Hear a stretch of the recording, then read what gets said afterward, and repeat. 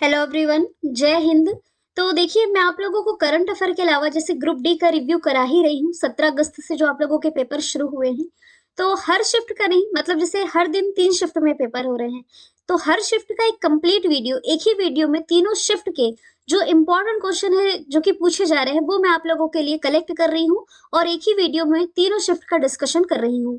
17 तारीख का हम ऑलरेडी डिस्कस कर चुके हैं। आज हम 18 अगस्त का डिस्कशन करेंगे और जल्दी जल्दी जैसे आपका 19 का खत्म हो, तो अब मैं कल आप लोगों को 19 तारीख का रिव्यू वीडियो ये प्रोवाइड करा दूंगी। ये रिव्यू वीडियो इसलिए है ताकि आप लोगों को सिर्फ ये अंदाज लग सके कि किस लेवल के क्वेश्चन है जो आपके ग्रुप डी के पेपर में पूछे जा रहे हैं। और इतना इजी जी के क्वेश्चन पूछा जा रहा है, करंट के एकदम बेसिक प्रश्न पूछे जा रहे हैं, सब कुछ जैसे कि आप लोगों को पढ़ाया गया हो इस टाइप से। आज 30 से 35 प्रश्न हम डिस्कस करेंगे, बहुत बेसिक बेसिक सवाल, जैसे कि भारत ने अपना पहला गणतंत्र दिवस यानी कि पहला रिपब्लिक डे ये कब मनाया, तो ये 1950 को मनाया। ठीक है, 26 जनवरी 1950 में। अब आजादी कब मिली थी, 1947 से, तो एकदम बेसिक है, कोई स्कूल का बच्चा भी बता देगा। देखो, गणतंत्र दिवस में ना आप ये भी एडिशनल तौर पर याद रख सकते हो, जैसे कि इस साल का 2022 का जो गणतंत्र दिवस की परेड रही ना, क्योंकि इसी के आसपास यदि प्रश्न बनेंगे तो ये मैं ये भी बता देती हूँ कि सर्वश्रेष्ठ झांकी ये उत्तर प्रदेश की रही। उत्तर प्रदेश की कौन सी, काशी विश्वनाथ भगवान की जो झांकी थी, और पिछले साल भी उत्तर प्रदेश की थी, अयोध्या की राम मंदिर वाली। ठीक है। फिर दूसरा है, जनरेटर किस सिद्धांत पर कार्य करता है, तो ये भी साइंस के भी एकदम बेसिक प्रश्न पूछे गए थे। ये माइकल फैराडे के सिद्धांत, कौन सा विद्युत चुंबकीय प्रेरण के सिद्धांत पर कार्य करता है, इलेक्ट्रोमैग्नेटिक इंडक्शन के सिद्धांत पर कार्य करता है। एनिमेशन और गेमिंग को मंजूरी देने वाला जो राज्य है, ये कर्नाटक रहा था। 17 तारीख का जो मैंने वीडियो प्रोवाइड कराया था, उसमें बताया था कुछ कर्नाटक से सवाल था। हाँ, कर्नाटक के राज्यपाल पूछे गए थे। कर्नाटक के राज्यपाल पहले जगदीप धनखड़ थे, लेकिन ये उपराष्ट्रपति बन गए। तो ला गणेशन है ना, जो ये एडिशनल चार्ज संभाल रहे हैं, किसका, पश्चिम बंगाल का। और मुख्यमंत्री तो ममता बनर्जी ही है। अच्छा अच्छा, माफ कीजिएगा, ये मैंने पश्चिम बंगाल का बता दिया। कर्नाटक का डिस्कशन है। कर्नाटक के राज्यपाल नहीं पूछे गए थे, कर्नाटक के मुख्यमंत्री पूछे गए थे। तो कर्नाटक के जो मुख्यमंत्री हैं, ये BS बोम्मई, बसवराज बोम्मई हैं। ठीक है, वो मैंने पश्चिम बंगाल का बता दिया, माफ कीजिएगा। कर्नाटक है ना, जो ये इंडिया इनोवेशन इंडेक्स जो कि नीति आयोग के द्वारा जारी किया जाता है, इसके तीसरे संस्करण में टॉप पर रहा था। बच्चों को यौन शिक्षा यानी कि सेक्स एजुकेशन इन्हें क्यों दी जाती, तो इन्हें अवेयर करने के लिए। अब ये तो पढ़ने की जरूरत नहीं है, आप ऑप्शन देख करके कुछ आंसर अपने दिमाग से भी दे सकते हैं। वर्ष 1950 में सुप्रीम कोर्ट की जब स्थापना हुई, ऐसे में मुख्य न्यायाधीश के अलावा कुल अन्य कितने न्यायाधीश थे। देखिए, टोटल यदि पूछा जाए तो टोटल 8 थे, लेकिन मुख्य न्यायाधीश के अलावा पूछा जा रहा है तो ये टोटल 7 थे। ठीक है, पहले मुख्य न्यायाधीश कौन थे, हीरा लाल जे कानिया। अभी तो 49वें मुख्य न्यायाधीश है भारत के, यू ललित हैं। ठीक है।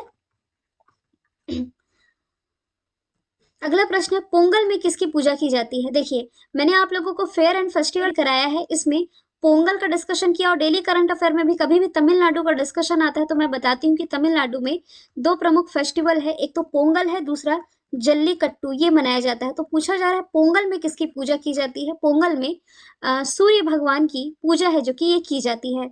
तमिलनाडु के मुख्यमंत्री ये हो जाएंगे MK स्टालिन। मुख्यमंत्री इसलिए बताते चल रही हूँ क्योंकि मुख्यमंत्री भी आपके एग्जाम में पूछे जा रहे हैं। और तमिलनाडु से आप क्या रिलेट कर सकते हो, तो चेन्नई आप रिलेट कर सकते हो, जो कि इसकी राजधानी है। ओला के द्वारा सबसे बड़ा स्कूटर कारखाना इसी चेन्नई में स्थापित किया गया है। FSSAI, food safety standard authority of India, इसके द्वारा फूड सेफ्टी के क्षेत्र में सर्वश्रेष्ठ राज्य का, बड़े बड़े राज्यों की कैटेगरी में ये अवार्ड मिला था तमिलनाडु को ही। सरकारी स्कूलों में फ्री नाश्ता, मुफ्त में नाश्ता की शुरुआत करने वाला पहला राज्य ये तमिलनाडु ही हो जाएगा। संविधान की 8वीं अनुसूची में कितने भाग हैं, बहुत ही बेसिक प्रश्न है, इसमें टोटल 22 भाग हैं। अब 22 लैंग्वेज के, सॉरी 22 भाग नहीं, 22 लैंग्वेजेस हैं। 8वीं अनुसूची में कितनी भाषा है, तो 22 भाषाएं हैं। अब 22 भाषाओं के नाम नहीं पूछे जाएंगे आपसे। मुख्यमंत्री वायु स्वास्थ्य योजना, वायु स्वास्थ्य सेवा की शुरुआत किसने की है, तो ओडिशा। सिर्फ एक लाइन में याद रखो क्योंकि स्कीम से रिलेटेड प्रश्न पूछे जा रहे हैं। तो ओडिशा की अन्य कुछ योजनाएं बता देती हूँ मैं आप लोगों को, जैसे कि मो बस सेवा। मो बस सेवा का नाम आप इसलिए भी याद रखिए क्योंकि यूनाइटेड नेशन के द्वारा एक इसे विशेष पहचान मिल चुकी है। मो बस सेवा, मो परिवार सेवा, एक बलराम योजना यहाँ की चर्चे में थी। फ्री में आई चेकअप के लिए यहाँ सुनेत्रा स्कीम लाई गई थी। सुनेत्रा के अलावा उड़ीसा की कालिया स्कीम भी चर्चे में रही थी, है ना। ये कुछ उड़ीसा की स्कीम है। उड़ीसा की राजधानी भुवनेश्वर है। नवीन पटनायक मुख्यमंत्री हैं। गणेशी लाल राज्यपाल है। और कुछ स्टैटिक के पूछे जाए तो नेशनल पार्क को 2 याद रख लेना, Similipal national park, Bhitarkanika national park. अभी रामसर स्थल चर्चे में है, तो ये याद रख लेना कि भारत में पहला रामसर स्थल ये उड़ीसा का चिल्का लेक ही था, जो रामसर स्थलों की लिस्ट में शामिल किया गया था, पहली आर्द्रभूमि आप कह सकते हैं। और सबसे खारे पानी की लेक है, ये भी आप लोगों को मालूम है। ये जो चिल्का लेक है ना, यहाँ भारत में पहली कैटफिश सेंसस की शुरुआत की गई है। और व्हीलर द्वीप ये भी उड़ीसा में है, जिसका नाम बदल करके एपीजे कलाम द्वीप कर दिया गया है। और पंकज आडवाणी इन्होंने 19वीं एशियाई 100 यूपी बिलियर्ड्स चैंपियनशिप में किसे हरा करके अपना 41 खिताब अपने नाम किया, तो ये ध्रुव सीतावाला को इन्होंने हराया था। अब देखिए ऐसे प्रश्न ना थोड़ा सा स्पोर्ट्स का ये डिफिकल्ट पूछ लिया ही है, क्योंकि हम ऐसे मेडल याद रखते हैं कि किस प्रसिद्ध खिलाड़ी ने गोल्ड जीता, सिल्वर जीता, ब्रॉन्ज जीता, या कहाँ इस प्रतियोगिता का आयोजन किया गया। बहुत रेयरली होता है कि किसे हरा कर ये जीता गया है। तो याद रख लेना पंकज आडवाणी बिलियर्ड्स चैंपियनशिप में इन्होंने ध्रुव सीतवाला को हराया है। अंडर 21 वर्ल्ड एथलेटिक्स चैंपियनशिप में लॉन्ग जंपिंग में पदक जीतने वाली पहली भारतीय खिलाड़ी बनी है शैली सिंह, जो कि झांसी से हो जाएंगी, झांसी उत्तर प्रदेश से। अच्छा, झांसी से कुछ याद आया? झांसी रेलवे स्टेशन का जो नाम है वीरांगना लक्ष्मीबाई के नाम पर रखा गया है। ठीक है। अच्छा, पदक तो इन्होंने जीता, कौन सा पदक जीता है? तो रजत पदक अपने नाम किया है। अनुच्छेद 51 में क्या है? तो मौलिक कर्तव्य है। मैंने पहले भी आप लोगों को इंपॉर्टेंट आर्टिकल याद रखवाए थे कि अस्पृश्यता का याद रख लेना, छुआछूत से रिलेटेड है। अवसरों की समानता तो 16 में, 18 में उपाधि के अंत के बारे में बताया गया है। आर्टिकल 21 आपको विदेश भ्रमण की स्वतंत्रता देता है, जीवन जीने का अधिकार देता है। फिर आर्टिकल धार्मिक स्वतंत्रता से रिलेटेड है, आर्टिकल 25 आपका हो जाएगा। आर्टिकल 40 पंचायती राज से रिलेटेड है, मतलब सरकार को कर्तव्य है कि ये पंचायतों की स्थापना करे। फिर अभी ना राष्ट्रपति का चुनाव हुआ, तो ये याद रखना 52 से 62 में राष्ट्रपति का उल्लेख है, जिसमें कि आर्टिकल 61 है, जो 61 इसमें महाभियोग के बारे में बताया गया है। इंपॉर्टेंट आर्टिकल का मैं सोच रही हूँ कंप्लीट वीडियो आपको प्रोवाइड करा दूं, ज्यादा नहीं, 30 से 40 एकदम सेलेक्टेड आर्टिकल आप लोगों को मिल जाए, जो कि आपके एग्जाम में पूछे जाते हैं। पेटीएम मनी ने भारत का पहला इंटेलिजेंस मैसेंजर पेश किया है, इसका नाम है पॉप्स। बस 1 लाइनर में इसे याद रखना है। पेटीएम की स्थापना 2010 में विजय शेखर शर्मा ने की थी, नोएडा यूपी में इसका हेडक्वार्टर हो जाएगा। 1 करोड़ फास्ट टैग जारी करने वाला पहला बैंक ना ये पेटीएम ही हो जाएगा।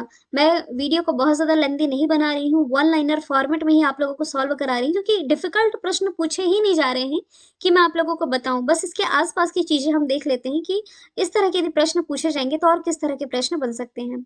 विश्व आर्थिक आउटलुक रिपोर्ट, जब भी करंट अफेयर पढ़ाया है मैंने और आईएमएफ का डिस्कशन आया, तो हमेशा मैंने बताया है कि वर्ल्ड इकोनॉमिक आउटलुक रिपोर्ट है, जो ये आईएमएफ के द्वारा रिलीज की जाती है, इंटरनेशनल मॉनेटरी फंड। 1945 में इसकी स्थापना हुई, वॉशिंगटन डीसी में हेडक्वार्टर हो जाएगा। और इसके जो अभी हाल ही मुख्य आर्थिक सलाहकार, ये करंट का सवाल है, जो बनाए गए हैं पेरे डी ओलिवेंचस बनाए गए हैं, पेरे ओलिवेंचस। जनवरी 2022 में भारत के साथ किस देश ने राजनयिक संबंधों की तीसरी वर्षगांठ, की तीसरी नहीं होगा, ये 30वीं होगा, एक्चुअली में 30 साल कंप्लीट किए हैं भारत और इजराइल ने अपनी राजनयिक संबंधों के, है ना। तो इस स्मारक लोगो अभी हाल ही में लॉन्च किया गया है। इजराइल यरूशलेम इसकी राजधानी है। इजरायली न्यू सर्कल करेंसी हो जाएगी। कुछ करंट से हम रिलेट करें इजराइल से, तो प्राइम मिनिस्टर पहले नफ्ताली बेनेट थे, अभी यायर लेपिड बने हैं। ठीक है। सघन मिशन इंद्रधनुष 4.0 के प्रथम चरण में कितने राज्यों को शामिल किया गया है? तो 11 राज्य हैं। अब जिस हिसाब से आपके क्वेश्चन बन रहे हैं ग्रुप डी में, इन 11 राज्यों के नाम तो नहीं पूछे जाएंगे। अब यदि इंद्रधनुष से भी प्रश्न बनते हैं तो मैं आपको बता दूं, ये वैक्सीनेशन यानी कि टीकाकरण कार्यक्रम है। जैसे कि इंद्रधनुष में 7 कलर होते हैं, वैसे ही 7 बीमारियों को कवर करने के लिए मिशन इंद्रधनुष की शुरुआत है, जो कि ये की गई थी। सती प्रथा का अंत किसने किया? तो राजा राम मोहन के प्रयास से 1829 में सती प्रथा का अंत है, जो कि ये किया गया था। निम्नलिखित यहाँ नहीं बोलना चाहिए क्योंकि 4 ऑप्शन नहीं है। जिस हिसाब से एग्ज़ाम में प्रश्न पूछा गया था 4 ऑप्शन के अकॉर्डिंग इसका राइट आंसर मिट्टी था। ये जैविक घटक नहीं है, ये अजैविक घटक का उदाहरण हो जाएगा। ये भी एकदम बेसिक प्रश्न है कि 1 हॉर्स पावर में कितने वाट के बराबर होते हैं? 746 वाट के बराबर होते हैं। एसी जनरेटर कौन से सिद्धांत पर कार्य करता है? तो चुंबकीय प्रेरण के सिद्धांत पर ये कार्य करता है और यांत्रिक ऊर्जा को विद्युत ऊर्जा में कन्वर्ट कर देता है। पंचायती देखो 17 अगस्त का भी जो पेपर हुआ उसमें पंचायती राज से रिलेटेड प्रश्न बना था। अभी भी पंचायती राज से भी 18 अगस्त में पूछा गया है कि पंचायती राज व्यवस्था किस संविधान संशोधन में लागू हुआ? तो 73वां संविधान संशोधन 1993 में लागू हुआ 24 अप्रैल को। इसलिए आप यहाँ से एडिशनल ये भी याद रख लो, पंचायती पंचायती राज दिवस जो है ना ये मनाया कब जाता है? तो ये 24 अप्रैल को मनाया जाता है। और 17 अगस्त वाले पेपर में मैंने आप लोगों को 4 समितियां बताई थी पंचायती राज से रिलेटेड। बलवंत राय मेहता समिति जिन्होंने 3 स्तर पर पंचायत की सिफारिश की, अशोक राय मेहता 2 स्तर पर, जीवी के राव इन्होंने सिफारिश की कि 5 साल में चुनाव होने चाहिए। सिंघवी समिति ने सिफारिश की कि इसे यानी कि पंचायतों को संवैधानिक दर्जा प्रोवाइड कराया जाना चाहिए। मैंग्रोव वन सबसे ज्यादा किस राज्य में पाया जाता है? तो ये पश्चिम बंगाल में पाया जाता है। अब देखो पश्चिम बंगाल का आ गया डिस्कशन। तो पश्चिम बंगाल के राज्यपाल पूछे गए थे 17 अगस्त के पेपर में। राज्यपाल पहले जगदीप धनखड़ थे, अभी ला गणेशन है, क्योंकि जगदीप धनखड़ ये तो अब हमारे भारत के उपराष्ट्रपति बन गए हैं। भारत में पहली अंडर वाटर मेट्रो है जो ये इसी पश्चिम बंगाल में चलाई जानी है। मुख्यमंत्री तो यहाँ की ममता बनर्जी ही हो जाएंगी। भारत का पहला टायर पार्क भी पश्चिम बंगाल में स्थापित किया जाएगा। सिंगलीला, गौरुमारा, जल्दापारा, बक्सा ये सभी पश्चिम बंगाल में स्थित नेशनल पार्क और टाइगर रिजर्व हो जाएंगे। दुनिया का सबसे बड़ा जो डेल्टा है, हाँ ऐसे प्रश्न बन सकते हैं कि सबसे बड़ा डेल्टा जैसे 17 अगस्त वाले पेपर में सबसे बड़ा नदी द्वीप पूछा गया था ना जो कि माजुली द्वीप था, वैसे याद रखना सबसे बड़ा डेल्टा ये सुंदरवन डेल्टा है पश्चिम बंगाल में। ब्रह्म समाज की स्थापना राजा राम मोहन राय ने की थी 1828 में। और इन्हीं के प्रयास से जैसे कि मैंने अभी बताया कि सती प्रथा का अंत किया गया लॉर्ड विलियम बेंटिक के ने। ठीक है, इस्लाम धर्म का संस्थापक ये पैगंबर हजरत मोहम्मद थे। वैसे ही आप रिलेट कर लो, सिख धर्म के संस्थापक गुरु नानक देव माने जाते हैं। इस्लाम धर्म के पैगंबर हजरत मोहम्मद। भारत निर्माण कार्यक्रम किस पंचवर्षीय योजना में शामिल किया गया? तो मैंने कल भी आपको यानी 17 अगस्त वाले पेपर में बताया था कि 12 पंचवर्षीय योजना चल रही थी, 12वीं चलनी थी 2012 से 17 तक, लेकिन इसी बीच में नीति आयोग आ गया 2015 में और ये योजना आयोग के स्थान पर फिर ये नीति आयोग कार्य करने लगा। तो पहली पंचवर्षीय योजना 1951 से 56 के बीच थी, जिस पर कृषि पर जोर दिया गया। दूसरी पंचवर्षीय योजना 1956 से 61 पर थी, जहां औद्योगिकीकरण को जोर दिया गया। पहली पंचवर्षीय योजना हैरोल्ड डोमर मॉडल पर आधारित थी और दूसरी पंचवर्षीय योजना ये पीसी महालनोबिस मॉडल पर आधारित थी। अब यहाँ डिस्कशन आया है 10वीं पंचवर्षीय योजना, जिसके तहत भारत निर्माण कार्यक्रम इस योजना में शामिल किया गया। ठीक है, ग्रामीण लोगों के जीवन में सुधार के लिए। सीजीए कौन बने हैं? देखो दो चीजों में अंतर है। सीएजी यानी कि कंट्रोलर एंड ऑडिटर जनरल, जो कि कौन है? गिरीश चंद्र मुर्मू। और CGA controller general of accountants ये सोनाली सिंह, ये इस साल फरवरी में बनाई गई हैं। अकॉर्डिंग टू ऑप्शन यही आंसर होता है। अपडेट करते यदि हम चलेंगे तो ये डिपेंड करता है ऑप्शन पर। भारत के 25वें, जैसे कि यहाँ स्पष्ट लिखा हुआ है कि मुख्य चुनाव आयुक्त तो कौन है, तो सुशील चंद्र ऑप्शन में लिखा होता तो आप कंफ्यूज रहते कि सुशील चंद्र लिखें कि क्या लिखें, लेकिन स्पष्ट 25वें लिखा है तो राजीव कुमार जो हो जाएंगे ये भारत के 25वें मुख्य चुनाव आयुक्त तो हो जाएंगे। और इम्पोर्टेंट डे से जैसे सवाल पूछा जा रहा है तो आप ये भी याद रख लो कि निर्वाचन दिवस ये कब मनाया जाता है? निर्वाचन दिवस मनाया जाता है 25 जनवरी को, क्योंकि 25 जनवरी 1950 को ही निर्वाचन आयोग की स्थापना हुई थी और इसका हेडक्वार्टर ये दिल्ली में हो जाएगा। व्यक्तिगत स्वतंत्रता से संबंधित कौन सा आर्टिकल है? देखो जीवन जीने का अधिकार, प्राण और दैहिक स्वतंत्रता का अधिकार, विदेश भ्रमण का अधिकार, ये सभी आपको आर्टिकल 21 प्रोवाइड कराता है। मैं आप लोगों को 30 से 40 आर्टिकल प्रोवाइड करा दूंगी जो कि इंपॉर्टेंट है। बंधन बैंक की स्थापना कब की गई थी? तो ये 2015 में की गई थी। अब बैंकों से भी वैसे प्रश्न पूछे जा रहे हैं तो देखो बैंकों का bank reserve bank of India 1 अप्रैल 1935 में इसकी स्थापना हुई थी। फिर SBI state bank of India 1955 में इसकी स्थापना हुई। एलआईसी 1956 आप पढ़ते ही हैं। अच्छा, बंधन बैंक के बारे में यदि मैं बात करूँ ना तो ये 2015 में इसकी स्थापना हुई। इसका हेडक्वार्टर वैसे मोस्टली बैंकों का हेडक्वार्टर मुंबई में है, लेकिन इसका जो हेडक्वार्टर है कोलकाता वेस्ट बंगाल में हो जाएगा। इसके फाउंडर चंद्रशेखर घोष थे। ठीक है, अनूप कुमार सिन्हा इसके चेयरमैन हो जाएंगे और चंद्रशेखर घोष इसके एमडी सीईओ हो जाएंगे। ठीक है। एसबीआई को तो याद रखना, हो सकता है एलआईसी से एसबीआई से प्रश्न पूछा जाए। पंजाब नेशनल बैंक में किन दो बैंकों का विलय हुआ है? तो ओरिएंटल बैंक और यूनाइटेड बैंक, इन दोनों का जो विलय है पंजाब नेशनल बैंक में किया गया है। पंजाब नेशनल बैंक की स्थापना ना ये 1894 में की गई। 1994 ऑप्शन नहीं लगा देना, कंफ्यूज करने के लिए ऐसा दे सकता है। दिल्ली में इसका हेडक्वार्टर हो जाएगा। ठीक है। अतुल कुमार गोयल इसके एमडी और सीई हो जाएंगे। आर्टिकल 243 ई ये किससे संबंधित है? तो ये पंचायती राज्य से संबंधित है। लेकिन पंचायती राज में भी किससे? ई फॉर आप लोगों को याद रखना है कि ये अवधि के बारे में बताया गया है पंचायती राज का।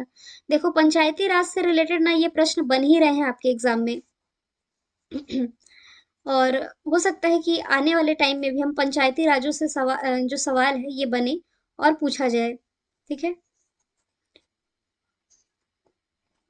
अच्छा, इसके कुछ आवाज सही आ रही है क्या? आगे पीछे हो रही है? इसके कुछ सब आर्टिकल भी मैं आप लोगों को बताती हूँ, जैसे कि एकदम डीप में ये पूछ लिया है 243 ई। तो और भी कुछ पूछा जा सकता है। देखिए 73वां संविधान संशोधन 1993 था। पंचायतों को संवैधानिक दर्जा प्रदान करने के लिए 24 अप्रैल 1993 से लागू किया गया। ठीक है। तो इसमें 243 आर्टिकल से लेकर के 243 ओ तक इसका उल्लेख है ना।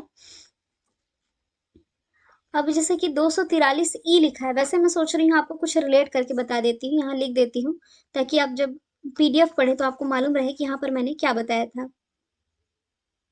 इंपॉर्टेंट बता देती हूँ, जैसे कि 243 ए, इसमें ग्राम सभा के बारे में बताया गया है। 243 बी, गठन के बारे में बताया गया है। सी से संरचना, हालांकि सी से संरचना नहीं होता, लेकिन आपको याद ही तो रखना है, याद करने के लिए सी से संरचना आप याद रख सकते हैं। 243 डी, डी से रखना है आप लोगों को याद आरक्षण। 243 ई, ई से क्या याद रखा? क्वेश्चन पूछा था 243 ई से ही ना, तो ई से अवधि। 243 एफ, एफ से अयोग्यता। 243 जी, पार्ले जी खा के शक्ति आती है ना, जी से याद रखना शक्ति। फिर एच है कर लगाने की शक्ति। आई से याद रख लेना 243 आई का मैं बता देती हूँ, वित्त आयोग समिति। 243 क्या हो गया? पेन को सभी अभी ही हैंग करना है सब, एक सेकंड रुकिए।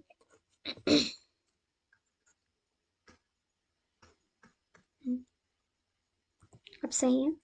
आई से क्या बताया मैंने आप लोगों को? जी, यानी कि जी से शक्ति हो गई। आई से वित्त आयोग समिति। यहाँ जे से याद रख लेना, जे से जांच समिति। के से राज्य निर्वाचन आयोग समिति। ठीक है, इतना सफिशिएंट है। संविधान में कुल कितने भाग और अनुसूचियां हैं? देखो पहले ना मूल संविधान में 22 भाग थे और 8 अनुसूची थी। वर्तमान में 25 भाग है और 12 अनुसूचियां हैं।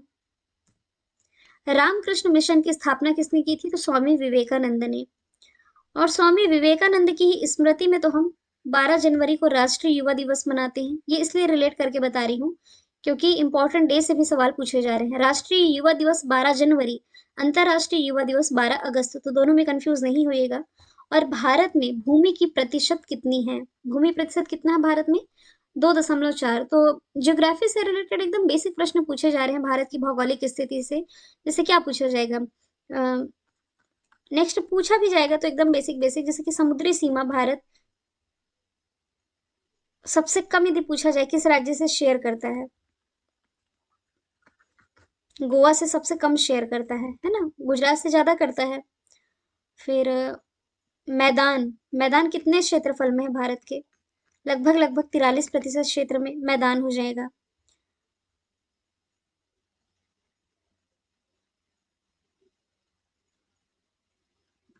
और भौगोलिक चीज में क्या पूछा जा सकता है?